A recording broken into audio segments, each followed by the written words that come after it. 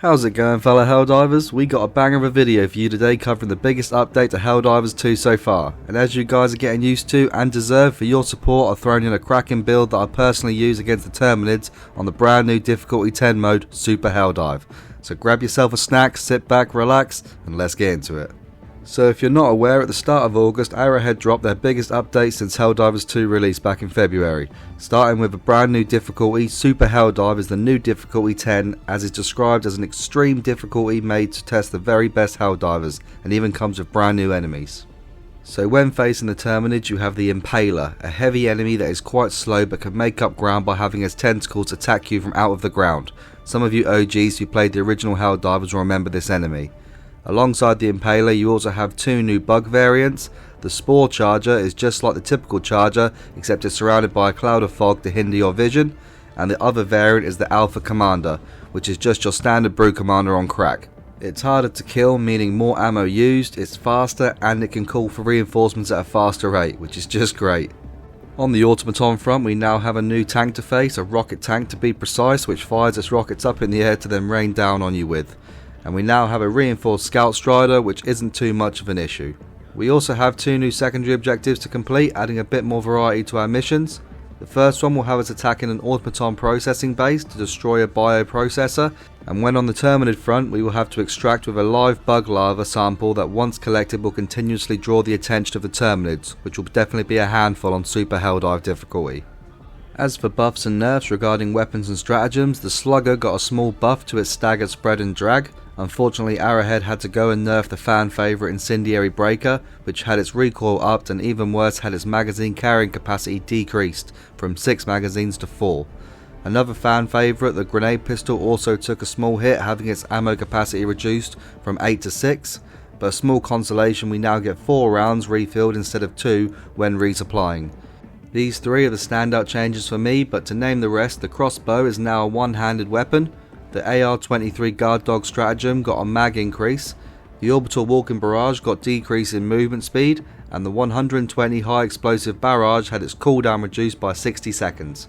For a full comprehensive list, I'd recommend checking out the official Helldivers 2 community Discord. I just want to mention a big change that's not easy to spot within the multiple patch notes I think are worth mentioning to you all. So the very odd nerf is to the flamethrower, with the confusing line in the patch note, adjusted flame effects to work more realistically, meaning the flamethrower will no longer penetrate charges' armour and will not go through various bodies, drastically harming the flamethrower's appeal. This is even more strange given the newest warbond, Freedom's Flame, is all about fire and has flamethrowers in it. A weird way to pre-nerf a warbond, but it is what it is. So with the updates out of the way, as promised, here's a build I run that is serving me very well against the Terminids on the new Super Helldive difficulty. If you would like to see a build to use against the bots on Super Helldive, please give this video a like and leave a comment letting me know. So without further ado, let's get into this bug build. So starting with our primary weapon, the recently nerfed Incendiary Breaker still takes the cake and just shows you how strong it was pre-nerf that is still up there with the best. And although we've got a couple less mags to work with, we can still do some serious damage with what we do have. You can find it in the Steeled Veterans Warbond. Its crowd clearing capabilities makes it a great weapon to use on higher difficulties due to the increased enemy presence, and works very well at mopping up all light enemies and can be used to great effect on choke points. It is also decent against most medium armoured enemies like the Hive Guards, which when shooting them head on still sets them alight, slowly chipping away at their health. And as for the new Alpha Commanders, I find shooting them at a distance to start the fire damage and finishing them off with the secondary weapon to be a great combo. My secondary weapon depends on what primary weapon I'm using, so when using the Incendiary Breaker, I find the Grenade Pistol to be a very versatile secondary and gives you so much more customization when tweaking your loadouts, as it covers situations where you would normally have to use a grenade or a stratagem. So when using the Grenade Pistol, you don't have to worry about having enough grenades when taking out bug holes, as the Grenade Pistol can take them out, and is also great for taking out the tankier medium enemies such as Alpha Commanders I mentioned earlier, and sometimes if there's a cluster of Hive Guards, I'll shoot the Center Guard, taking out multiple medium enemies with a single shot. For my grenade, I find you can't go wrong with either the G16 Impact Grenade or its premium currency equivalent, the Incendiary Impact Grenade. Both grenades can be used to close bug holes and take out large groups of approaching medium enemies. Personally, I prefer the regular Impact for its higher damage rating. Moving on to our armour, when fighting the Terminids on Super Helldive difficulty, I use the CM21 Trench Engineer Light Armour, which is in rotation in the Superstore for 250 super credits. You don't need the whole set, as helmets and capes currently have the same stats and currently have no passives, so you should only buy helmets and capes you like the look of aesthetically. When fighting the bugs, I find using light armours to be more effective, as you'll constantly be getting pressed, so having the extra mobility is a huge bonus. And the passive that comes with this armour is called Medkit, which increases your stim capacity by 2 and also increases the stim effect duration by 2 seconds. The extra stims really do come in handy when playing on the higher difficulties. Before moving on to the stratagems, I would just like to say a huge thanks to you all for watching and supporting the channel, and if you could please just give this video a like, I would really appreciate it, as it helps the channel out. And if you'd like to see more content like this, please consider subscribing. So moving on to the all important stratagems, I find on Super Helldive difficulty, when facing the Terminids, we have to prioritise taking out heavy targets such as chargers, impalers and bile titans. We've already established that our incendiary breaker can take out all of the light armoured enemies and most of the medium armoured enemies, and our grenade pistol can clear up the small groups of medium enemies as well, so that leaves us with our stratagems to clear out the heavies. So with that said, and to no surprise, the 500 kg bomb is my first stratagem I use. Its quick cooling time and being so easy to use makes it an easy choice for me when taking out bile titans and impalers.